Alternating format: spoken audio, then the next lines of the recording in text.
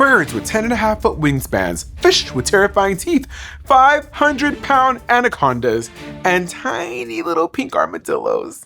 Latin America is filled with all sorts of strange and wondrous creatures, so it makes sense that animals have figured big in Latin American culture from the beginning. Like the Mayans saw animals as messengers to the gods, and the Aztecs worshipped Quetzalcoatl, a god who took the form of a feathered serpent. All of that cultural connection laid the groundwork for centuries of literature, and centuries of exploring the parallels between animals and human animals. Hi, I'm Curly Velasquez, and this is Crash Course Latin American Literature. Humans and other animals have had relationships for millennia. We've got man's best friend and cat ladies. We've got chupacabras terrorizing people's livestock. And in literature, we've got animals as metaphors. Let's go back to the 17th century when one writer turned to the animal kingdom to talk about a very human subject: slavery. See, European settlers from Spain and Portugal had a record of subjugating and enslaving indigenous populations, and they weren't exactly open to constructive criticism, which meant critiques had to be subtle or masked by symbolism. Enter the Jesuit missionary António Vieira. He knew the Portuguese settlers who had taken control of what's now Brazil wouldn't listen to his radical take that maybe they shouldn't be enslaving human beings. So instead of addressing them directly, he picked a different audience: fish. Sermão de Santo Antônio aos Peixes, the Sermon of St. Anthony to the Fish, is one of Vieira's most famous literary works. And if you're thinking, Curly, since when is a sermon a work of literature? May I point you to the Gospel of Beyoncé's Renaissance? Anyway, Vieira wasn't actually talking to fish, of course. They don't speak Portuguese. In his sermon, he compares human behavior to fish behavior, describing how the big ones eat the little ones, and men, with their evil and perverse desires, become like fish that eat each other. See how the big fish stand in for the colonizers, and the concept of devouring the smaller fish represents the enslavement of the indigenous communities? But critically to Vieira's point, even the big fish aren't safe in this ecosystem. There's always the possibility that an even bigger fish, say the Portuguese monarchy, might come swimming by and eat the colonizers up too. Does this seem right to you, fish? He asked. For this is exactly what you do. In this way, he's reminding the colonizers that they aren't at the top of the seafood chain, and he's invoking the golden rule: treat your fellow fish how you want to be treated. Can you imagine it being so hard to convince people that slavery was a bad thing that you have to break it down like a Sesame Street episode? Ah, Dios mío.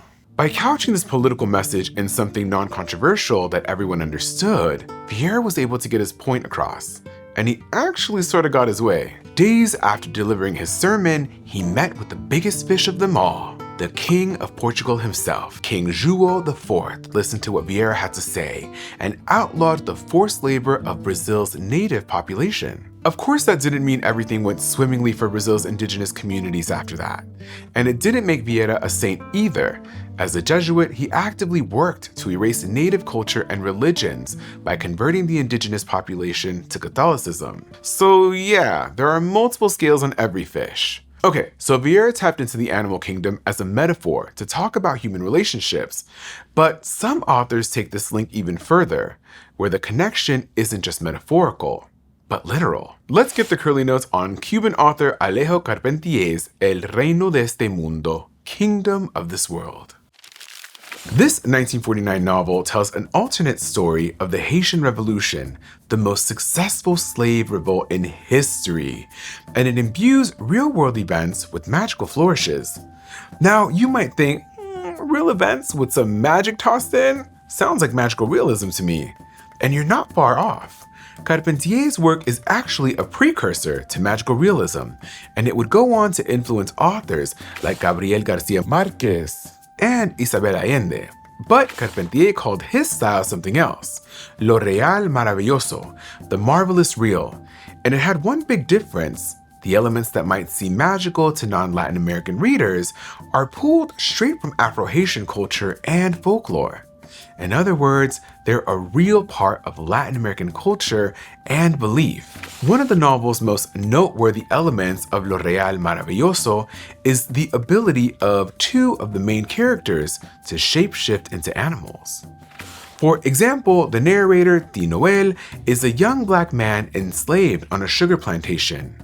When his friend and fellow enslaved person, Macandal, loses his arm in an accident, Macandal flees to the mountains, where he discovers secret herbs and plants with otherworldly properties. Over time, he gains the ability to transform into different animals, and he visits nearby plantations in these guises to help the enslaved people revolt. On the surface, Macandal's marvelous ability is an adaptation to escape the clutches of white enslavers. Like when he's captured and about to be executed, he transforms into an insect and disappears. But the link between human and animal also serves as a commentary on the subjugation of one group by another. Even after the Haitians have won freedom from their white enslavers, the lighter-skinned Haitians continue to perpetuate violence against their darker-skinned neighbors. And when Tinoel picks up Macandal's skill and starts shapeshifting to escape this cycle, he finds the animal dynamic pretty much the same. As a goose trying to join up with other geese, he encountered saw-toothed beaks and outstretched necks that kept him at a distance. Carpentier seems to be saying that whether animal or human animal, oppression and abuses of power persist. It's not pretty, but it's nature, the novel argues, and understanding nature can help us make sense of the human world we live in. Okay, we've been talking a lot about wild animals so far, but in the 21st century, the animals most of us are familiar with are our pets. And if my Instagram feed is anything to go on, people these days have some pretty interesting relationships with their fur babies. Though maybe no human-animal relationships are stranger than the one in Colombian author Pilar Quintana's 2017 novel. We can't actually say the title here, but in both Spanish and English, it means the female dog. It tells the story of an unhappily childless woman, Damaris, who adopts an orphaned puppy. At first, the dog takes on the role of an infant in Damaris' life. Quintana writes that Damaris carried her against her bosom. The tiny dog fit in her hands, smelled of milk, and made Damaris long desperately to hold her tight and cry. She christens the puppy Chirli, the name she's been saving for the human daughter she hopes to have someday. But Chirli doesn't spend long in the role of Damaris' surrogate daughter. She repeatedly escapes from Damaris, and on one of these ventures becomes pregnant herself. Then Chirli jumps paws first into another role we humans know intimately: flawed mother. Now this is where things go off the rails. Rather than doting on her offspring, Chirli eats one of her puppies and then abandons the other 3 so she can lie in the sun. And we thought La Llorona was bad. As Chirli rejects her own puppies, Damaris becomes increasingly violent toward the dog. She seems angry that Chirli refuses to behave as she's expected to. Even the title of the book speaks to this failure to comply.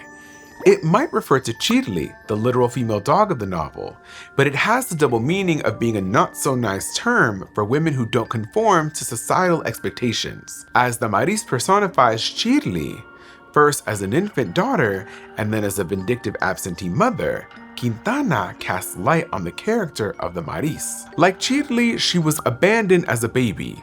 Like Chirli, she fails to step into the idolized role of mother. And like Chirli, she ends up perpetuating the cycle of abandonment when she gives the dog away. Maybe Damaris doesn't see these things about herself, but she sees them in her dog, which helps us, the readers, understand Damaris better and reflect more broadly on the roles of mothers and daughters in the animal and human animal kingdom. In the end, we're all just animals. Some of us are just fluffier and more self-obsessed than others. What? Latin American culture has a long-standing connection to our fellow fauna, and we can learn a lot from how that connection is explored in literature. Because the better we understand our relationship to all things fishy, feathery, and ferocious, the better we can understand ourselves. Next time, we'll look at how science and technology show up in Latin American literature. See you then. Thanks for watching this episode of Crash Course Latin American Literature, which was filmed at the Carlos Hernandez studio in Indianapolis and was made with the help of all these human animals. If you want to help keep Crash Course free for everyone forever, you can join our community on Patreon. Oh, and if you're interested in learning about some of the topics covered in this episode, we pulled together a playlist you can dig into.